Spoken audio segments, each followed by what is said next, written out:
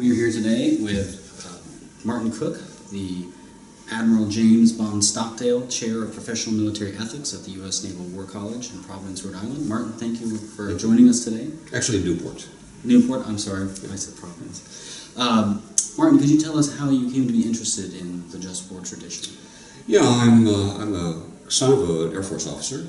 He flew bombers during the Cold War. So I grew up on nuclear weapons bases, so that started me thinking about this all quite early. And then I was exactly in the zone to have to struggle with my own thoughts about the Vietnam War. In those days we had a draft in the United States, and once a year there were lottery-like ping pong balls that came up and told you what your induction order was by birthday. And my number was 26, so that meant I was going. If you were below 100, you were almost certainly going.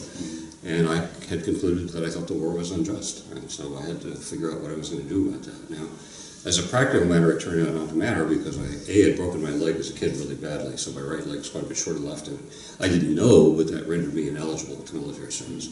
And secondly, we still had student deferments then, so the war was over by the time I graduated college.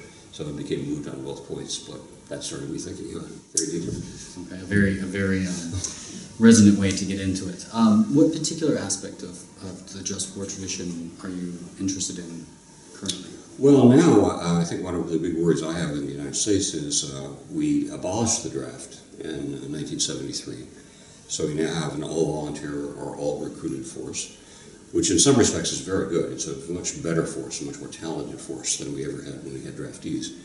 But I think there are major negatives to it, which is that the American people are very disconnected from our military right now.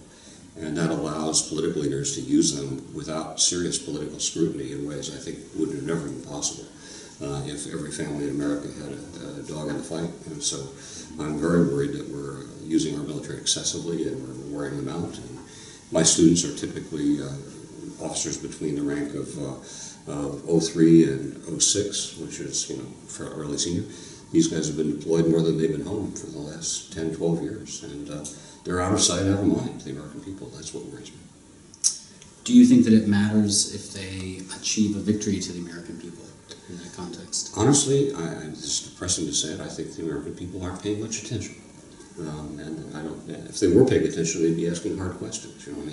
My freshman year in college was I got A's in logic because I couldn't go to class after midterms because of the riots on campus after the Kent State killings and Cambodian invasion, and that level of civic engagement in what we're up to would, I think, actually be healthy and would lead to some political criticism of what we're doing. Okay. A slightly difficult question. Is it possible to win a moral victory today, and what would that look like?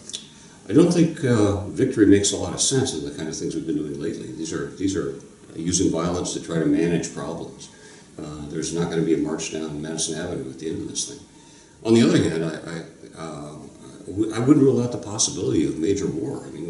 With what the Russians are doing in Ukraine, if they were to attack a NATO state, or depending on what the Chinese choose to do around the Spratly Islands, they're building this airstrip out there and claiming a maritime exclusion zone, but the U.S. Navy is going to sail through there if they choose to take a shot someday. We're going to be at war, and that would be a real conventional war. Do we need a major conventional war to see the next instance of victory in war? I think victory, as we conventionally understand it, only makes sense in interstate warfare, where there's a surrender by somebody. Okay. All right. Well, this is a stark way to end, but thank you very much, Martin, for joining us.